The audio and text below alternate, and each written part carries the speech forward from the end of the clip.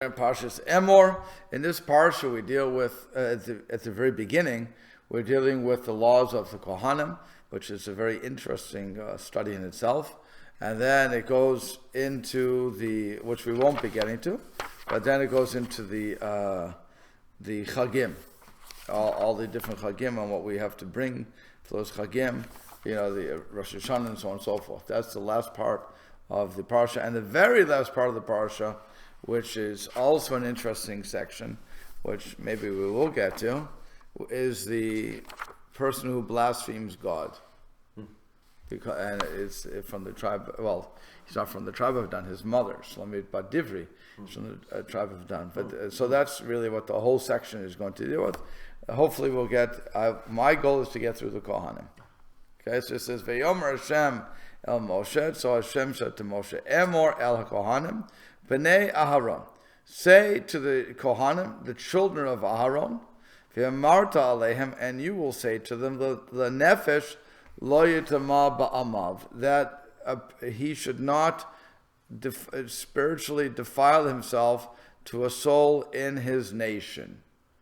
In other words, what's going on here is we are not allowed to attend funerals in general. The general rule, Kohanim cannot enter with funerals, nor, as Rashi explains, lo yitma ba'amav means ba'od shamei b'toch amav, while the dead is amongst his nation. This is to exclude a mate mitzvah, a person who has nobody to bury him. If there's nobody to bury that person, then the Kohain becomes obligated to bury that person. But if there is a Chevra Kadisha, the Kohen cannot join the Chevra Kadisha. He can't be part of that. And we leave it to them. But if the person is found on the road, as it were, and there's nobody to take care of that person, so then the Kohen is obligated to take care of that Kohen, to take care of that dead person. This Rashi also says that when it says B'nei Aaron, it doesn't mean chalalim. Chalal is a product of a Kohen who marries one of the women he's forbidden to. It could be specifically a chalal, it could be a chalal or a zona, but nonetheless, any one of those forbidden relations that he has, if he has children with that woman, so those children are chalalim, and for all intent and purposes, they are no longer kohanim. They don't fall into the category. A chalal can and must actually take care of the dead. Okay.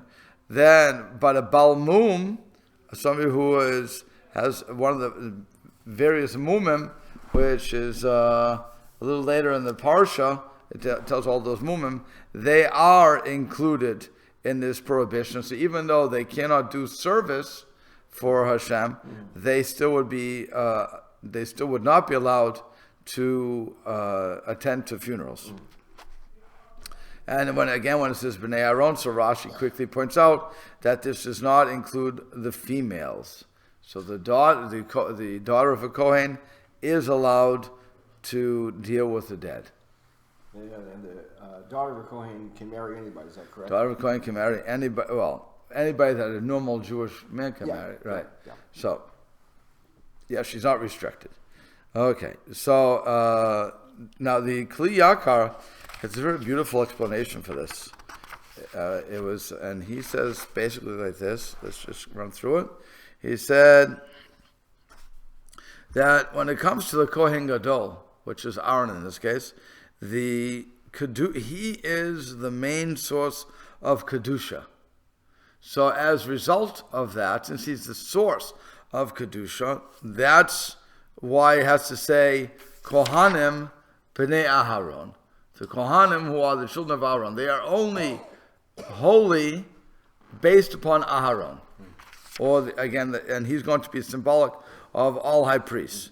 They are the source. So as a result of that, of Aaron being the source, or a Kohen Gadol being the source, that Kohen Gadol cannot attend to any funeral. Gesundheit.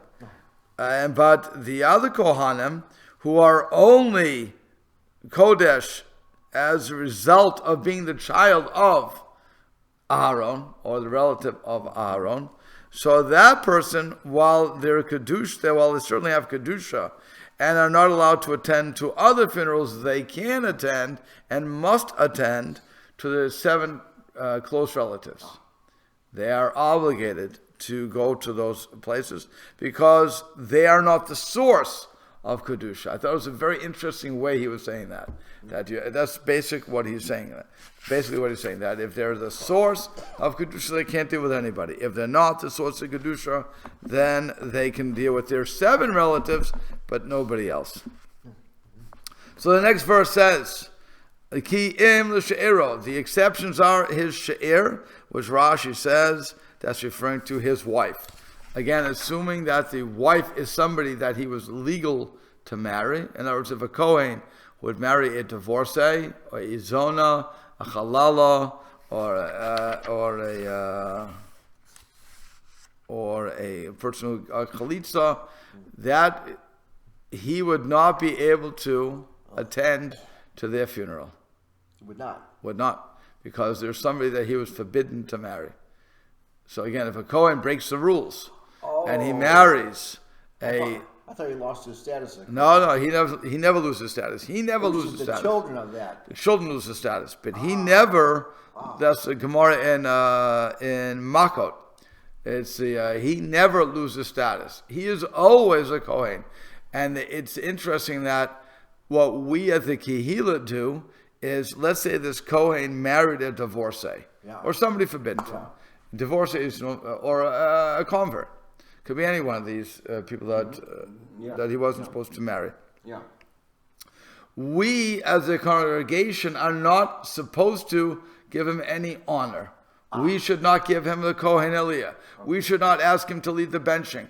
We should not, again, anything that is no. Also. Sorry? Not duchen. Certainly not duchen. You would not have him duchen. And at the same time, he's still not allowed to go to the funerals. So, but we are not allowed to honor him. And the reason for that was to spur him on to divorce the woman. And then once he does that, he does teshuvah, so then he regains all those things back. But every moment he's with that woman that he's forbidden to be with, it's a sin. But we as a congregation, or as a community, are obligated to try to force that person by social pressure to get rid of the woman. Now, today is a whole different situation. Why? What's going on today? If the person is going to marry somebody that they're forbidden to, so one of 2 things are happening. Either the person doesn't know, because they're not religious, and they didn't care about it. And now, if you're going to tell them that we won't give an aliyah, well, you just turn them off even more, so there's no chance they're going to come back, and you basically lost the person. Would that person be, I think the answer is probably no, entitled to an aliyah beyond Kohen Levi? You wouldn't give him any aliyah, in other words. Because he's still a Kohen. Correct. So you never. So this actually came up many times in my illustrious career. Sadly, it came up. Sadly, depending on where I was. So the first place I was, the Kohen married a Gioret, and so his kids. Every time the kids are not Kohanim, they understand that we can't give them the Kohen Aliyah. What they were doing to him was giving him the 5th or 6th Aliyah. When you came in. When I came in, they were doing that. I said, whoa, well, stop. You can't do that. So I told them, stay here, because they called them. I said, stay here. I'm going to give you Acharon. I'm going to make you Acharon. So, and that's what I did. I made him Acharon. Because I said, you can't denigrate the kahuna. The fact that he does it is not my problem. But you can't denigrate kahuna on that. He didn't lose the kahuna. His kid's not a Kohen, fine. But he's still a Kohen. So you can either give him Hagba, you can give him Galila, you can give him Psicha, you can give him Acharon, I don't care. But you can give him Maftir, but you cannot give him Shlishi. or anything like that. Denigrating the office of Kohen. Right. And you don't give him the Kohen because he denigrated himself. Yeah. Okay. So that was one thing. And another place that I was, so they gave the Kohen who married a Giyoret an aliyah, the Kohen aliyah, and not the father, not the children. So that was also interesting. Wow. So I've been in, and all of these places had rabbis before me, and so it's not a matter of me, just doing whatever I want to do. The simple rule that I remember I asked this question, so I'll quote him for it, to Rabbi Norman Lamb. I said, it was a whole group meeting we had, and I asked him this question. I said, what happens if you go into a shul and take over the shul from somebody else who had good smicha, obviously, but he allowed for certain things that we know is wrong today. Okay, so I put it that way. And so what do you do? So Rabbi Lamb answered very nicely and very politically. You were still in the yeshiva, though. I was in yeshiva. I was in first year smicha. And so Rabbi Lamb answered very nicely. He said, when you take over a position from a Rav who had good smicha, you have to assume that the Rav did everything based upon halacha. And he had legs to stand on. Whether or not you know them, whether or not you agree with them, be very careful before you change it. And I left with that. It was really, when I first heard it, I thought that was a cop-out answer. And maybe people listening will think the same thing. But as I became more and more ensconced in the rabbinate, I realized so much that was such a great answer. Because if my predecessor did allow for something, there's a reason that he allowed for it, and not just a political get out of my way thing. These guys were all dedicated to Torah. And so if they knew something that I may not know, I have to give them kafsechut, I have to give them this out of merit. And before I go around changing what they did, I better have good reason. And I think that people aren't as careful these days. They see something it doesn't make sense to them, it has to stop. Oh, why would you do that? They had a reason for what they were doing. Let's figure out the reason. Maybe ask the person, what was your reason? Again, sometimes, and this happened, I called up one rabbi who, again, first position, my predecessor, who had allowed something, and I actually called him up. I knew his number. I said, okay, this is what they're saying you allowed. He said, I did. I said, what's your heter? He told me the heter. And he said, but you don't have to hold by it. I said, thank you for not forcing me to send it. Okay. But it's, and I said to them, no. I said, I heard what he said. And the Kohen that got the Kohen aliyah. No. It was it was a Shabbos question. It was one based on Shabbos, which I would have to live with. The Kohen I can get away with. I can see the different sides to that. He's going to walk away, this and that. Fine. You don't want to walk away. But this was a question on Shabbos. And I didn't agree. It's something that the shul was doing? It's something that they would do only when there's a catering event. And it wasn't so one-time event, 3-time it was going to be in the business, in the shul. And I said to the caterer, no, I talked to him, I heard what he said, this is what I want you to do, and that's the end of it. That job would ultimately call me again for a question they had on the kitchen, because the rabbi they then had, after me, didn't like something. So they called me up and they said, oh, do you remember doing this? I said, I tell you the truth, it's been many years. So what I did, I don't know, but I said, it's irrelevant. It's totally irrelevant what I did. If this person is coming in and you hired him, you want him to be your Rav, so then you have to follow his rules. That's all there is to it. You can't say, but Rabbi Nebel did this. I had reasons. For whatever I was doing, I had reasons. It may have been the predecessor reason, or it could have been that I'd searched into something. But if he's not comfortable with that, you can't force him to want it. He's your Rav. Let him do what he has to do. So, I've always, it's a balancing act you have to do. So when it comes to those aliyot, again, here because we're kiruv, under the guise of kiruv, we will allow more things. We'll have more latitude here than maybe HRC will have. I'm not sure what HRC does in those cases. I'm always here. There's only 3 Kohanim in town. And they would have to know the guy. If a visitor came in, just stopped in, and they asked him if he was a Kohain. Right. Oh. Right. No, but I'm saying, let's say there are Kohanim in the town who have married the wrong women. Oh, sure. Clearly, not from the Orthodox side, but from the other side.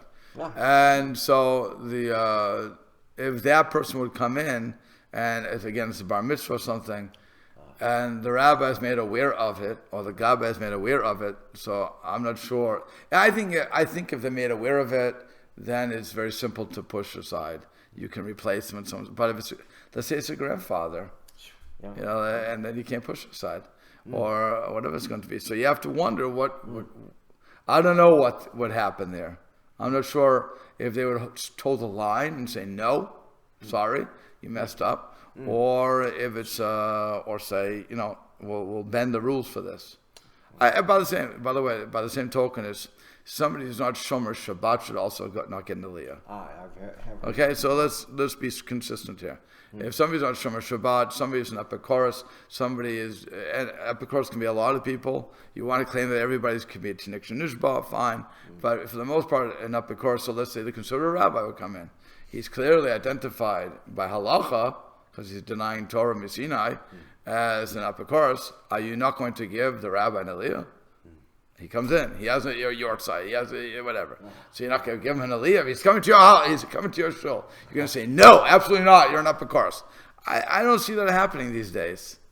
I think that people we say tinik shenishba, we see a whole bunch of different excuses, but I don't see that happening. We had in San Antonio one time, we had I forget what the event was, it was Shabbos.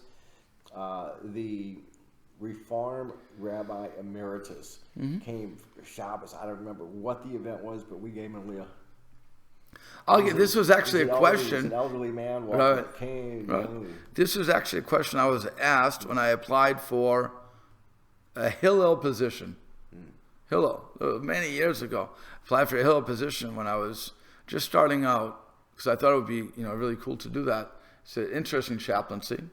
You know what Hillel is, right? Yeah. In the schools. Yeah. So and they had, the question that was asked was, if every year it happens that the reform rabbi, who is the overall head of the program of that campus, comes to the Orthodox minyan, will you or will you not give an aliyah?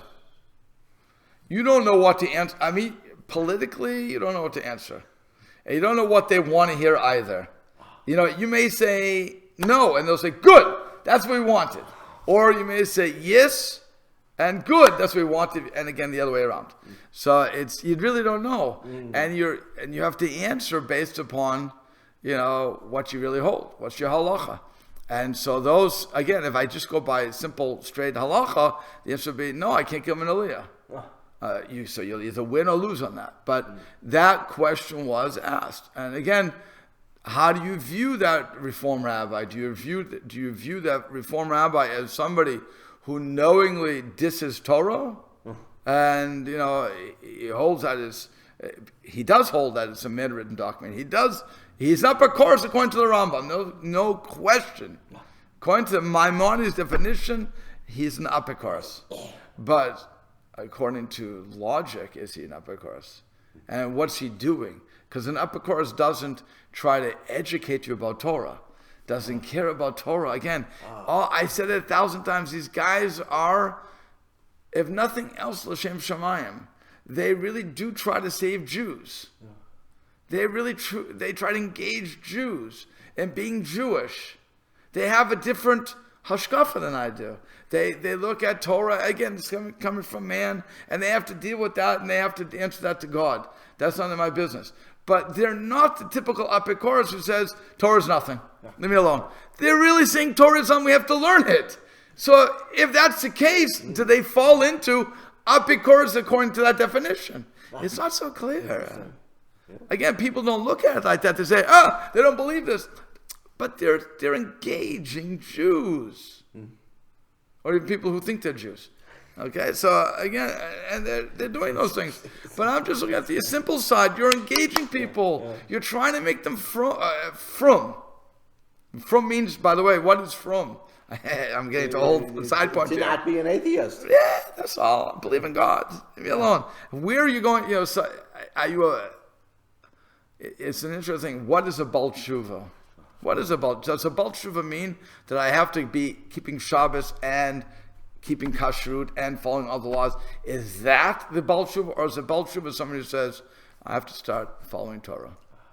So I'm going to put tefillin on today. I'm not Shomer Shabbos. I don't know if I'll ever get there, but I'm putting tefillin on. I'm going to daven. Why isn't that person also a Baal Tshuva? Again, we have to look at things going on Where here. he wasn't doing anything before. Right. Again, all this by the way, all this conversation coming from how do you deal with that Kohain? Yeah. Again, are you going to turn this Kohain off totally so he goes to the other side, leaves Judaism? And that's a real question. Because you're no longer in an insular community. You're in America. You're in whatever country you're in.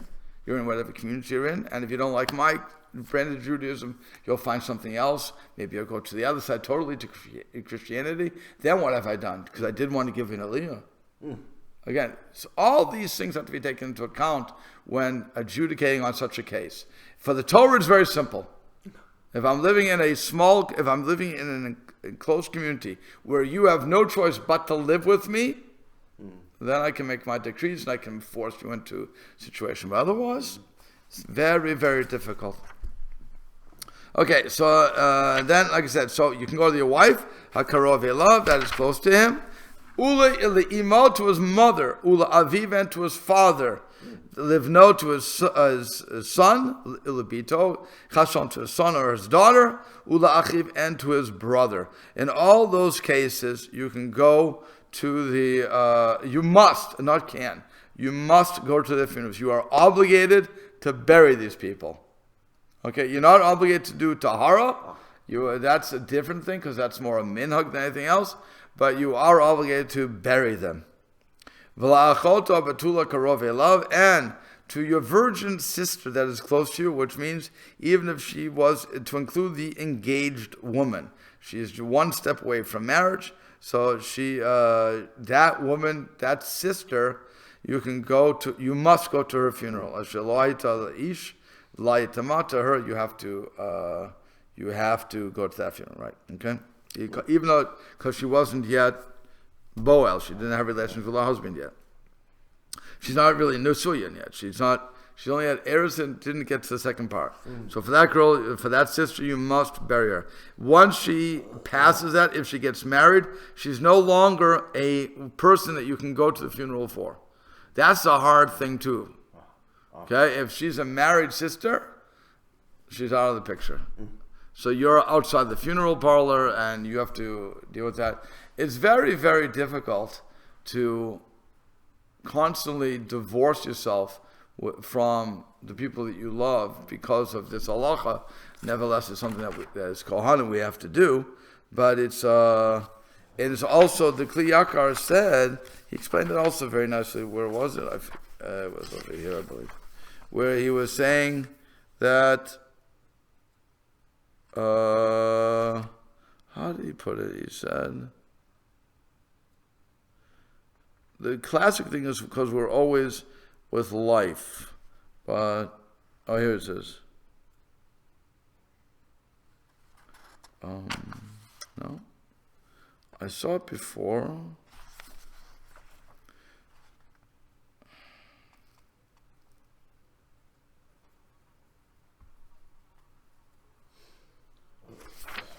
Okay, I don't know. I can't find it quick enough. So we'll just have to deal with that. But for that sister, you can't go. Then it says, Loitma ba'al ba'amav lehechalo. So again, your husband among his people shall not contaminate himself to one who desecrates him. So in other words, if he marries the wrong girl, so he cannot go to that. He is not allowed to go to that funeral. And he says, that he can't go to the bury the wife who was unfit for him, and while she was with him, he was being profaned every second, and that's right. So in all these cases, like I said, if it's a made mitzvah, they can go. Then it serves further. Look, karacha. Keep saying, okay, birosham. They are not allowed to cut these or make their heads bald. And they should make a bald spot in their heads. And Rashi explained al hamet on the death, and she says v'halo af Yisrael who's harakach. Surely even Israel, all the Jews are warned about this. El lefishan Emor Yisrael ben enechem. But since it says with Israel between their eyes, yechol lo yechayev al kol rosh, you would think that you're not obligated if you did some other part of the head. Tamaloma barosham. Therefore, you're told that any part of your head you shouldn't make bald. V'yimadu Yisrael mi Kohanim gzeira shava, and the rabbi, and we learn Israel from Israelites from the Kohanim in a gzeira shava. It says over here karcha bald. It says over Jew when it's talking about bald. Makan akol rosh avlahalan kol rosh mashva. So just as over here, what the Kohen means, you shouldn't make any part of your head bald over their dead person. Also over there, every Jew shouldn't make any part of their head bald. And why would you do that? Because that was the sign of the mourning for the Amorites.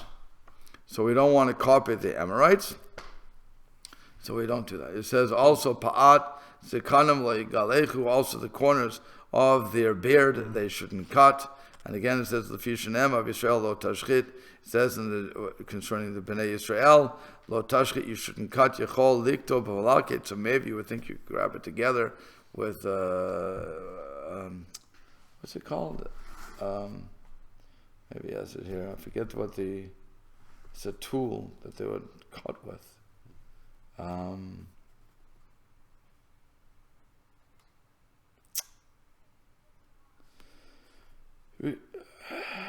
It's like a razor. It's like a.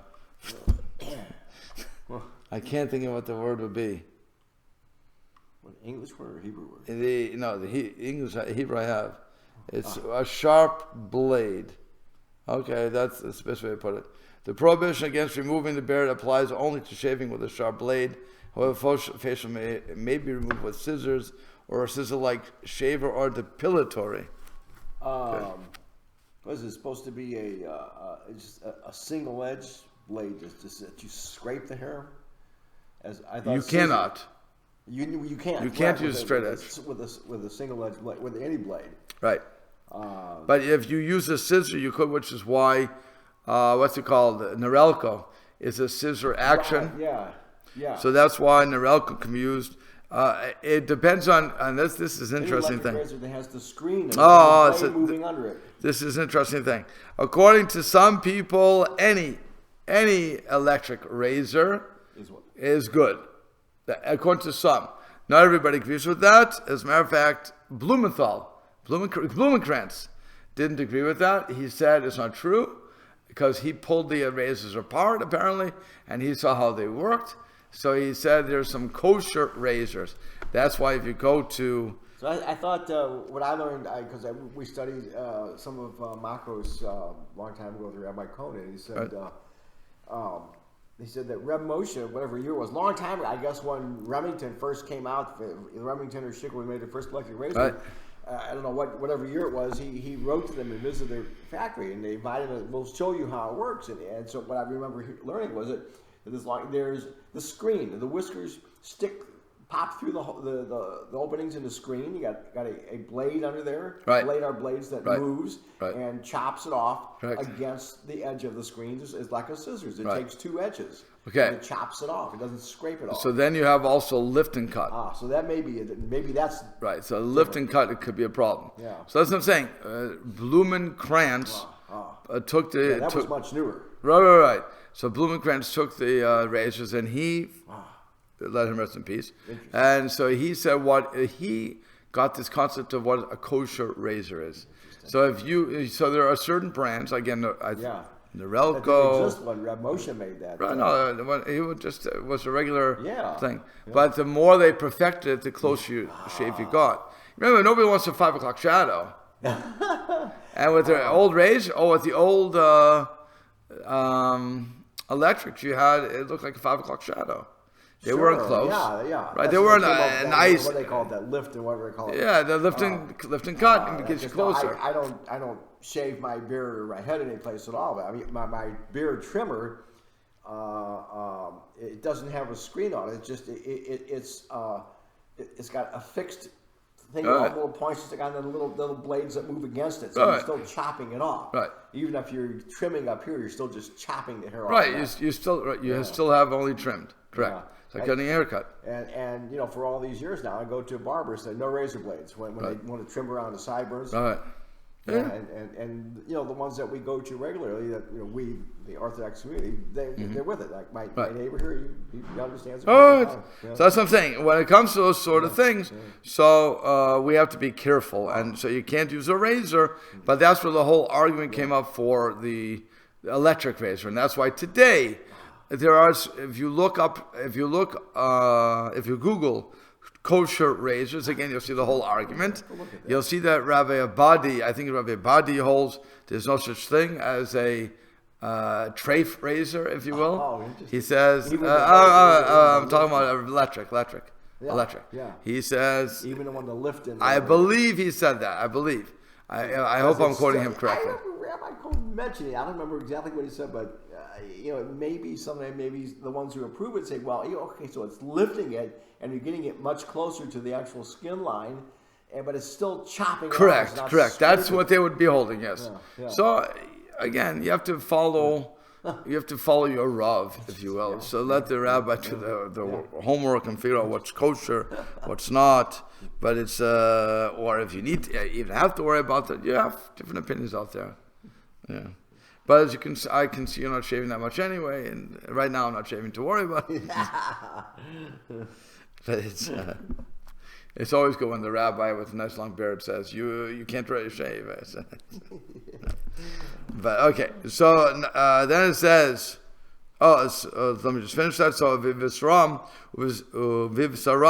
to Sarat it again, you shouldn't make gashes in your skin. The same reason you're doing it over the morning of the person. You're not allowed to wound yourself anyway, huh?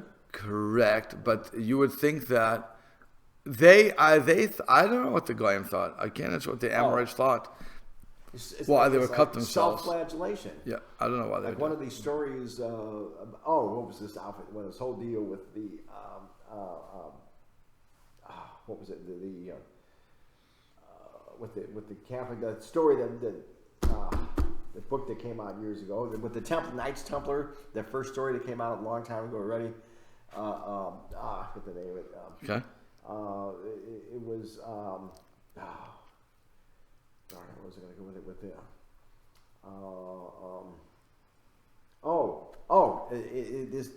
There's this actual Catholic group, and the author of this, it was a fictional story that he built upon the history of the Knights Templar. Okay. And this Catholic group that I forget the name of it, Day something, Opus Dei, I think. Okay.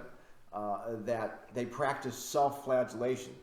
Not everybody, but some of them do. And in the story, they portrayed this one monk that it showed him going into his room at night, stripping down, and he had, I forget what they call it. It's an implement of like self-torture, self-flagellation on a chain with like claws on it. Okay. On his back, and he just scrape his back like that. Terrible. Yeah. We're supposed to be disciplined. We don't do that, right? We don't do that. Okay, it says, Baruch Hashem. So, Kedoshim Yula Heyhem, so they should be holy to their God, V'lo Yichalalu, and they should not profane, Shem Lo Kehem, the name of their God, Ki Et Ishe Hashem, because the fire of Hashem, Lechem Lo Kehem, is the bread of Hashem, of their God, Heim Akrivim, they bring Vayu Kodesh, and they should be holy. So Rashi explains, Kedoshim to you, Al Korcham Yagdishum Beidin, by force the Beit Din must sanctify them. In other words, that was my point before. Originally, when we had the power, we would make them act properly. Okay, I should say would make us act properly. Some part of this group. Okay. Then it goes through the girls we can marry. Isha zona v'chalala yikachu, a woman who is a zona or a chalala, and who's a zona? Any woman who has relations by choice or by rape with somebody that Jews cannot marry, where marriage wouldn't take hold. So, in other words, a non-Jew, a mamzer, a natan, somebody that, again, all Jews are not allowed to marry. We're not allowed to marry mamzer, right? Only a mamzer can marry a mamzer, even though they're a Jew. A natan we can't marry, and that's another natan. What do they call I forget what do you call them in English? A natan is what you call them, I guess. But it's they were the people who came, they're the water carriers. And then you had, like I said, in all things, non-Jews, Kedushin doesn't take hold. So if she would have, again, God forbid she would be raped, or she would have been, or she would have married, or she would have been engaged in relation, by rape or by choice, which is, by the way, this gets all the college girls into problems. All the girls who were into college, or secular college, whatever, secular college, and they didn't know Jewish law, and they weren't from, and they were just going out with their boyfriends. And one thing leads to another. I mean, it's not a secular world. A good date means you end off at home. Yeah. So, they now have relations. They become balei tshuva, and lo and behold, they're not fit for a Kohain because of that. They did it by choice. So, but even by rape. But I'm just saying, how are you? But even by choice, we're on 673. Well, if a woman like that, and then she became Baal Tshuva, and somebody wanted, the rabbi or whoever wanted to introduce her to a Kohain, he wouldn't. Somebody would ask. Somebody would have to ask. Yeah. Somewhere. Right. Along the line. You ask her. Well, you ask her straight before out. The introduction was made. Yeah. Well, even if you don't, you can normally assume. And there's somebody's a Baal Tshuva, you can normally, and they went to college. Or didn't go to college. Well, yeah, I guess it's also true. These days. But like I said, you can make the assumption after a while, if they came from, if they came from a laid back background, that they probably engaged in relations. Yeah. And I mean, unfortunately, that's what you have right. to So, but you really should ask. Yeah. I mean, the chazaka would be it's interesting. The precedent would be that they didn't do anything. That's the simple precedent.